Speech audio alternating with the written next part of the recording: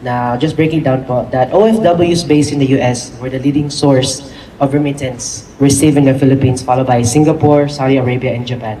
So with that being said po, ano po ang dynamic ng No Remittance Day na inyo pong nasabi sa live ni Maharlika ng mga OFWs here in protest of what the current administration has done to the Philippines? So what is the dynamic po ng No Remittance Day po?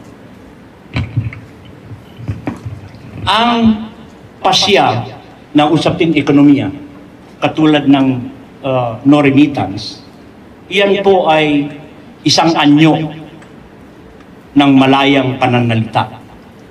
At yan po ay legal batay sa ating saligang batas.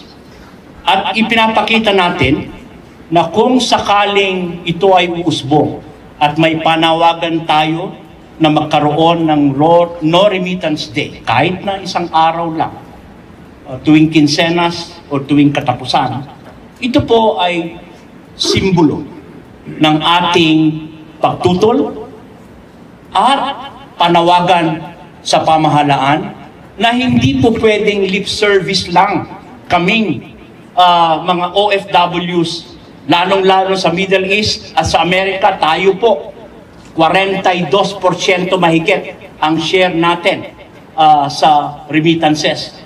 The government cannot continue paying lip service na tayo ay modern day heroes kung hindi naman nila binibigyan ng halaga kung paano yung sakripisyo natin at yung proteksyon na dapat gawin natin.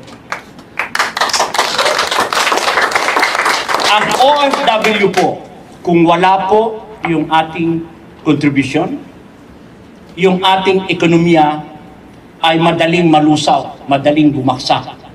Kaya kung tayo ay may mahalagang papel sa ekonomiya ng ating bansa, ay nararapat po tayong pakinggan. Sa dami po ng hinaing ng OFWs, matagal na pong problema yan. Ang gusto rin po natin sa maisok ay sana mga OFWs, yung usapin ng paglisan sa sariling bayan ay hindi na maging usapin ng necessity, kung hindi usapin ng pagpili. It's a freedom to work. Kasi alam naman natin ang kahalagaan ng OFWs, ang mga contributions nyo, pati ako, tayo po ay nagproproduce ng doctors, ng mga teachers, ng mga nurses, at tayo po ay nakikita natin kung paano nakakapagpapalakas ng household expenditures. So bahagi po tayo nitong kilusan na ito. At bukod pa dyan, sana po ay yung isang panukala ko na magtatag ng maisog peace zones sa mga barangays at sa mga syudad. No? Ano yung ibig sabihin natin doon? Ito po pwedeng pribadong residensya, pwede rin sa ibang lugar na kung saan ay malayang magtitipon ang mga sumusuporta ng maisog at ang ating mga kababayan at ilahad ang kanilang mahinaing. So, yung pangatlo na gusto kong buksan ay kahit sa isang simpleng bagay, pwede po tayong magkaroon ng national noise barrage. Kahit na mag-ingay tayo, kalampagin nyo yung kaldero ninyo, yung timba ninyo sa isang araw, sa isang nakatugmang oras, lahat-lahat tayo, social media naman, sasabay po tayo dyan. Meron din pong tahimik na protesta sa pagsuot ng itim na damit bilang simbolo na kinikitil at pinapaliit ang espasyong demokratiko ng ating bansa. At alam po naman natin sa sining, malalim po ang yaman ng ating mga kultura, no? So po pwede tayo dyan ng mga graffiti, yung mga kanta, tsaka yung mga flash mobs, maging mapaglikha tayo at maging creative. Kasi ito po yung mga kilos protesta na niyayakap natin yung prinsipyo ng non-violence.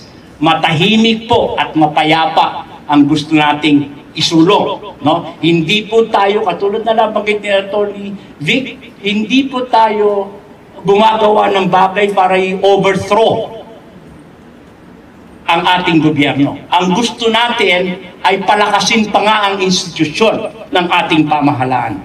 Kaya nga sa ating mga professionals na militar at kapulisan, nananawagan tayo at tayo rin pataasin natin ang respeto natin sa ating sandatahang lakas.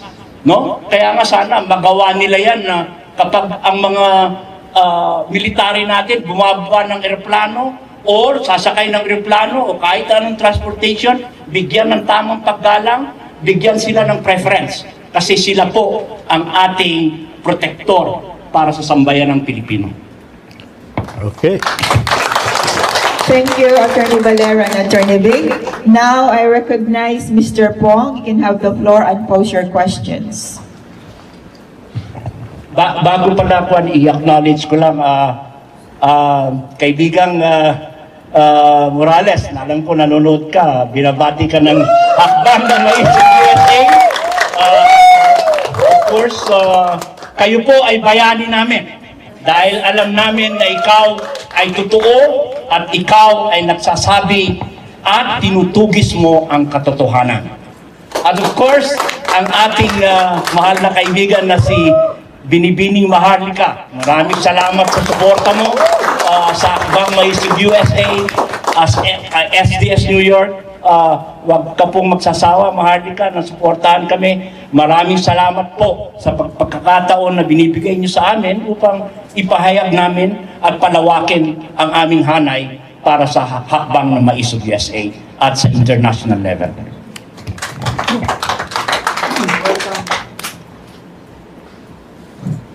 Ayaw natin. Walang battery. Welcome to New York, Attorney Vic. Welcome to New York, Attorney Valera. Walang battery. Pong Alerta, Patriotic Filipinos sa social media. Isang dekada na pong nakikipaglaban dito sa New York. Magandang magandang hapon po sa inyo lahat. Nakikita ko lang na maybe a month ago, iba ang statement with IME, iba ang statement with BBM. Magkakaiba-iba sila ng statements.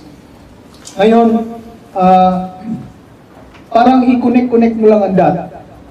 Nandyan si Tamba, Speaker, BBM, Madam Lisa, at ang pinaka-utak ng martial law is Indrilli, which is the Presidential Legal Counsel right now. Tayo ba ay nangangamba dahil marami silang pinaplano na ma-extend yung may PI, may Tayo ba ay nangangamba na pinaplano nila ang martial law? Thank you, Pong. Thank you for your kind welcome.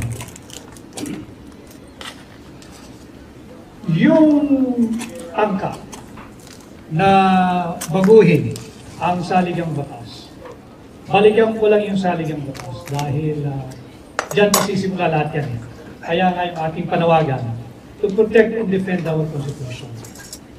Yung sinasabi nila that they will merely introduce amendments or revision on the restrictive economic provisions and will not touch on the political provisions of the Constitution. That is a big fat lie. Kasinungalingan yun. Ang ating Constitution is far from being perfect. And just like other constitutions of other nations, it should be revisited from time to time. And it should be amended. It should be revised. It needs to be revised every now and then, periodically, so that it can address the needs of the present time. Yung atin, 1987 pa. Subalit nagsalita na nga yung mga Pilipino. Meron nga tayong trust issue ngayon sa gobyerno at yung mga nagsusulong ng charter change. Wala nga kaming tiwala sa inyo eh. Kaya pwede ba, huwag ninyong pakialaman ang ating saligang batas. Yan ang tinig ng sambayan ng Pilipino.